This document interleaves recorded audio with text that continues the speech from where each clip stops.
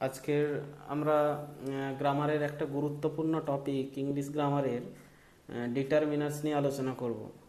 তো ডিটারমিনার্স আমরা কেন শিখব, কারণ আমাদের এই গ্রামারে একটা পার্ট আছে আর্টিকেল নামে, এএনডি হিসেবে আমরা সবাই যাকে জানি।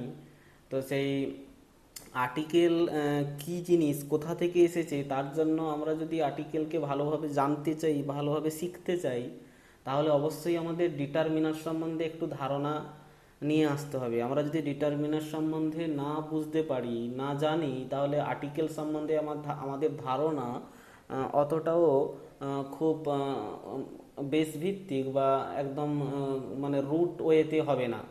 তো চলো আমরা দেখি ডিটারমিনার্স কী জিনিস। তো ডিটারমিনার্স দেখতে পাচ্ছ বোর্ডে লেখা আছে। তো এই ডিটারমিনার্সকে অনেকে নাউন মডিফায়ারও বলে থাকে। এই ডিটারমিনার্স অ্যাকচুয়ালি নাউন মডিফায়ার। কোনো নাউনকে যখন কোনো কিছু মডিফাই করে, তো সেই পার্টিকুলার থিংসটাকে বলা হয় ডিটারমিনার। তো দেখো, সংজ্ঞা একটা দেওয়া আছে, কতগুলি অ্যাডজেক্টিভ নাউনের আগে বসে। বলছে কতগুলি অ্যাডজেক্টিভ কি করে, নাউনের আগে বসবে।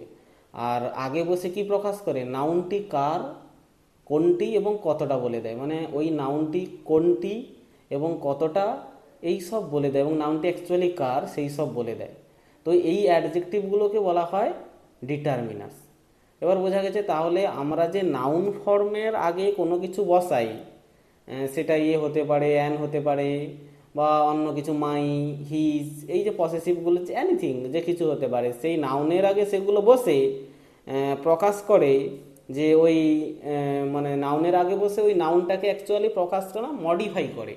তাই আমরা ওকে বলি নাউন মডিফায়ার্স বা ডিটারমিনার্স। দেখো, ডিটারমিনার্স দু ধরনের। এই যে বলা হয়েছে, দেখো, কাইন্ড অফ ডিটারমিনার্স। ডিটারমিনার্সকে দু ভাগে ভাগ করা হয়, স্পেসিফিক ডিটারমিনার্স আর একটা হচ্ছে জেনারেল ডিটারমিনার্স। তো আমাদের স্পেসিফিক ডিটারমিনার্স নিয়ে অত কিছু কাজ নেই। আমাদের যেটা মূলত শিখতে হবে সেটা হচ্ছে জেনারেল ডিটারমিনার্স। এই জিনিসটা আমাদের শিখতে হবে, এবং এই পার্টিকুলার জিনিসটার মধ্যে আমাদের আর্টিকেল অ্যান্ড আর্টিকেল আছে।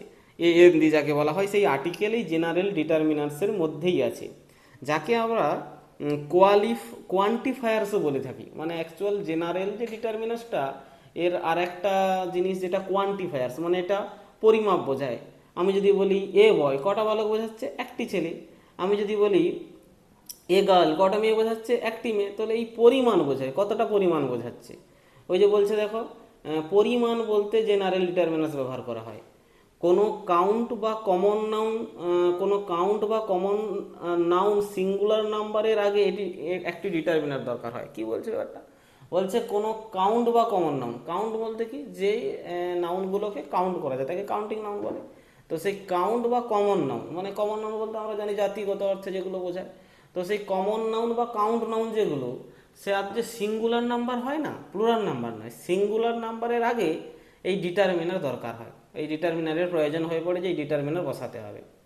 তো এই ডিটারমিনার কেমনভাবে বসাবো, চলো আমরা আর্টিকেলের মধ্যে দিয়ে দেখি। দেখো, আর্টিকেল বলে একটা কথা আছে। দেখো, আর্টিকেল আমরা সবাই জানি, এ এন ডি। আমি ওর ভাগটা লিখিনি। আর্টিকেলকে দু ভাগে ভাগ করা হয়, তোমরা সবাই জানো।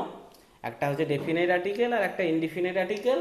ডেফিনেট আর্টিকেলের মধ্যে পড়ে ডি, আর ইনডিফিনিট আর্টিকেলের মধ্যে পড়ে এ আর এন। তো এই আর্টিকেলগুলোকে বলা হয় লিটিল অ্যাডজেক্টিভস। মানে এগুলো এক ধরনের ছোট্ট অ্যাডজেক্টিভের মতো। এগুলো নাউনের আগে বসে নাউনকে মডিফাই করবে। তাই এটাকেও ওই জেনারেল ডিটারমিনার্স বা আর্টিকেলকেও বলা হবে নাউন মডিফায়ার। আর ডিটারমিনারগুলির মধ্যে সবচেয়ে ছোট অ্যাডজেক্টিভ হলো এ এন দি আর্টিকেল।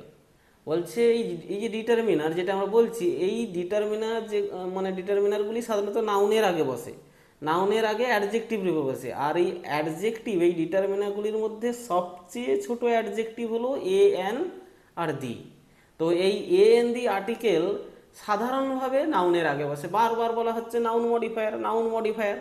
তো সেই নাউনের আগে এ এন দি আর্টিকেলটি বসে। হ্যাঁ, তো আমরা দেখব যে এই এ এন দির ব্যবহার কোথায় কি হচ্ছে, আর এ এন দিগুলোর মানে অ্যাবিউজ অ্যান্ড ডিসঅ্যাবিউজ, মানে অ্যাবিউজ আর ইউজ কোথায় কোথায় কীরকম হচ্ছে, সেটা আমরাও পরিলক্ষিত করার চেষ্টা করব। চলো দেখো, এ বিফোর কনসোনেন্ট, মানে অ্যাকচুয়াল এ কার আগে বসে, কনসোনেন্টের আগে বসে। তো বলছে দেখো কনসোনেন্টের আগে এ বসে, তো সেই কনসোনেন্ট শুরু যে হয় অ্যাকচুয়াল সিঙ্গুলার কাউন্টডাউনের আগে এ ব্যবহার হয়। তাহলে আমরা এমন একটা নাউনের কথা বলবো সিঙ্গুলার কাউন্ট নাউন যার শুরু কি দিয়ে হচ্ছে, কনসোনেন্ট দিয়ে হচ্ছে, আর তার আগে কি বসবে, এ বসবে। এই যে নিচে বলা হয়েছে দেখো বয়, এটা একটা নাউন, কেমন নাউন, সিঙ্গুলার কাউন্টেবল নাউন, মানে দেখো এটাকে গোনা যায়, আর বয়টা অবশ্যই সিঙ্গুলার, প্লুরালে নেই। তো তার আগে মানে যদি কনসোনেন্ট থাকে তাহলে এ হয়। এই যে দেখো বয়, বি কথাটা কনসোনেন্ট, তাই তার আগে এ হয়েছে। স্কাই দেখো, স্কাইয়ের আগে এ কথাটি কনসোনেন্ট, তাই এস কথাটি কনসোনেন্ট, তাই এ হয়েছে। এবার দেখো ব্যতিক্রম কিছু আছে, এক্সেপশন দেখতে পাচ্ছ, ব্যতিক্রম বিফোর ভাওয়েল, মানে আমরা জানি সাধারণত কনসোনেন্টের আগে এ বসে, কিন্তু অনেক ভাওয়েলের আগেও এ বসে। ওই যে বলা হচ্ছে দেখো ইউ, ই বা ই ডব্লিউ শুরু শব্দের উচ্চারণ ইংরাজি ইউ বা ওয়াই ও ইউর মতো হয়, তখন আবার এন না হয়ে এ হয়। ওই যে বলা হয়েছে দেখো ইউনিভার্সিটি, ইউর মতো উচ্চারণ হচ্ছে বলে এ ইউজ করা হয়েছে। ইউনিট দেখতে পাচ্ছ, ইউনিটের দেখো ইউ কথাটা ইউর মতো উচ্চারণ হচ্ছে বলে এ বসছে, এন ইউনিট না হয়ে হয়েছে এ ইউনিট। তারপরে দেখো ইউনিয়নের ইউ কথা দেখো ইউর মতো উচ্চারণ হয়েছে বলে ইংরেজি এটা এ বসানো হয়েছে, এন না বসিয়ে। কিন্তু অথচ দেখো খেয়াল করো প্রত্যেকটা শব্দের প্রথম অক্ষর কিন্তু ভাওয়েল ছিল, কিন্তু তারপরেও এটা এন না নিয়ে এ হয়েছে। হ্যাঁ, তো এটা একটা ব্যতিক্রম। আর 2 নম্বরে বলা হয়েছে দেখো ও দিয়ে শুরু শব্দের উচ্চারণ যদি ওয়ার মতো হয়, ও দিয়ে শুরু শব্দের উচ্চারণ, ও দিয়ে শুরু শব্দের উচ্চারণ যদি ওয়ার মতো হয় তাহলে ওর আগে এন না হয়ে এ হয়। দেখো এই যে নিচে বলা হয়েছে ওয়ান আইড ম্যান, দেখো ওয়ার্ডটা শুরু হয়েছে ও দিয়ে, আর ওর উচ্চারণ হচ্ছে ওয়ার মতো হচ্ছে, এই জন্য ওর আগে এন না হয়ে এ হয়েছে। তারপরে দেখো ওয়ান অ্যাক্ট প্লে, তো ও ওয়ার মতো উচ্চারণ হচ্ছে, তাই এর আগে এন না হয়ে এ হয়েছে। তারপরে দেখো এটা গেল কনসোনেন্টের ব্যবহার। এবার দেখো ইউজ অফ এন এর ব্যবহার কোথায় কোথায় হয়। ওই যে বলা হয়েছে দেখো ভাউয়েল দিয়ে শুরু সিঙ্গুলার কাউন্ট নাউনের আগে, মানে এমন নাউন যেটা অবশ্যই সিঙ্গুলার কাউন্টেবল নাউন, তো তার আগে যদি ভাউয়েল থাকে, মানে সেই শব্দের শুরুতে যদি ভাউয়েল থাকে তাহলে তার আগে এন ব্যবহার হয়। যেমন দেখতে পাচ্ছ এলিফ্যান্ট, এলিফ্যান্টের দেখো ই দিয়ে শুরু হয়েছে, ইটা অবশ্যই ভাওয়েল, তাই ভাওয়েলের আগে দেখো এন বসেছে। তারপরে দেখো এক্স, এক্স এর ই দিয়ে শুরু হয়েছে, ইটা অবশ্যই ভাওয়েল, তাই তার আগে এন বসেছে। এক্সেপশন, এক্সেপশন দেখো এর কিছু ব্যতিক্রম আছে, মানে এটা সহজভাবে এত হয় না, প্রত্যেকটা আমরা উপরেও দেখেছি এর ক্ষেত্রে কিছু ব্যতিক্রম আছে, আবার এন এর ক্ষেত্রেও কিছু ব্যতিক্রম আছে। ওই যে বলা হয়েছে দেখো কোনো ওয়ার্ডের আগে এইচ যদি থাকে, মানে কোনো ওয়ার্ড যার আগে কি থাকবে, এইচ থাকবে, এবং সেই এইচ যদি উজ্জ থাকে, সেই এইচ যদি কি হয় উজ্জ থাকে, তাহলে তার আগে এন হয়। মানে এমন কোনো ওয়ার্ড যেটার শুরু কনসোনেন্ট দিয়ে হচ্ছে, কিন্তু ওই কনসোনেন্ট সিলেবলটা উচ্চারণ হওয়ার সময় উজ্জ হয়ে যাচ্ছে, মানে ওটা আসছে না, উচ্চারণ হচ্ছে না। এই যে আমরা এইচ ও ইউ আর, অ্যাকচুয়ালের উচ্চারণ হওয়া উচিত ছিল হাওয়ার, কিন্তু আমরা উচ্চারণ করি আওয়ার, তো সেই জন্য এইচটা উজ্জ হচ্ছে, ওই জন্য তার আগে এন বসছে। তারপরে দেখো বলা হয়েছে H O N E S T M A N, actual উচ্চারণ হওয়ার কথা ছিল হনেস্ট ম্যান, কিন্তু উচ্চারণ হয় অনেস্ট ম্যান, এইচটা উজ্জ যাচ্ছে, এই জন্য এ না হয়ে এন হচ্ছে। এটা একটা ব্যতিক্রম। 2 নম্বর দেখো বলা হয়েছে কনসোনেন্টের উচ্চারণ প্রথমেই যদি ভাওয়েলের মতো হলে, মানে কনসোনেন্ট দিয়ে শুরু শব্দ, অথচ ওই কনসোনেন্ট শব্দটা উচ্চারণ করতে গেলে ওই উচ্চারণটা প্রথমে ভাওয়েলের মতো হচ্ছে, তো তখন তার আগে এ না হয়ে এম হয়। যেমন এম এ, এম কথাটা উচ্চারণ করতে গেলে, এম কনসোনেন্ট সিলেবলটা উচ্চারণ করতে গেলে এ এম আসছে এম, তো এ কথাটা ভাওয়েল, ওই জন্য তার আগে এ না হয়ে এন হয়েছে। সেম প্রসেসে এস ডিও, এস কথাটা উচ্চারণ করতে গিয়ে এ কথাটা প্রথম আসছে, ওই জন্য তার আগে এন বসছে। এমপি দেখো এম, এম কথাটা উচ্চারণ করতে গিয়ে এ কথাটা প্রথম আসছে, ওই জন্য তার আগে এন বসছে।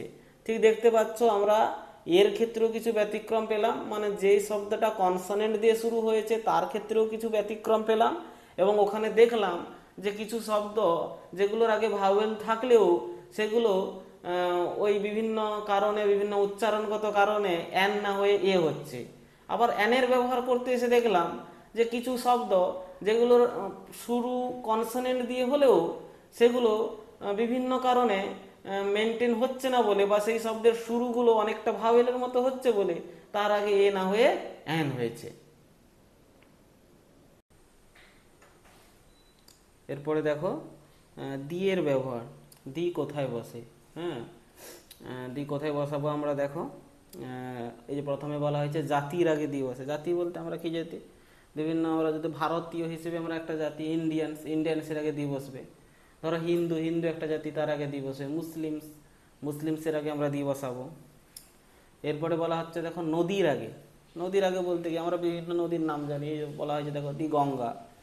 তো আরও আমাদের দেশে যে বিভিন্ন নাম আছে, বে অফ বেঙ্গল, তারপরে ধরো ওই আটলান্টিক ওশিয়ান, আমাদের ইন্ডিয়ান ওশিয়ান, এইসব যে বিভিন্ন নদী, সাগর, মহাসাগর আছে, তাদের নামের আগে দি বসে। আর তারপরে বলা হয়েছে দেখো ধর্মগ্রন্থ, বিভিন্ন ধর্মগ্রন্থ আছে জানো আমাদের, হিন্দু ধর্মের আছে গীতা, তারপরে রামায়ণ মহাভারত, মুসলিমদের আছে কোরআন, তারপরে খ্রিস্টানদের সম্ভবত বাইবেল। তো এই যে ধর্মগ্রন্থগুলো, এই ধর্মগ্রন্থগুলোর আগে অবশ্যই দিয়ে বসবে। আর দেখো পৃথিবীতে একটি মাত্র আছে বোঝাতে, যেমন ধরো চাঁদ একটা আছে, দি মুনের আগে দিয়ে বসছে। সূর্য সান, তার আগে দিয়ে বসবে দি সান। এই পৃথিবী একটা আছে, দি আর্থ।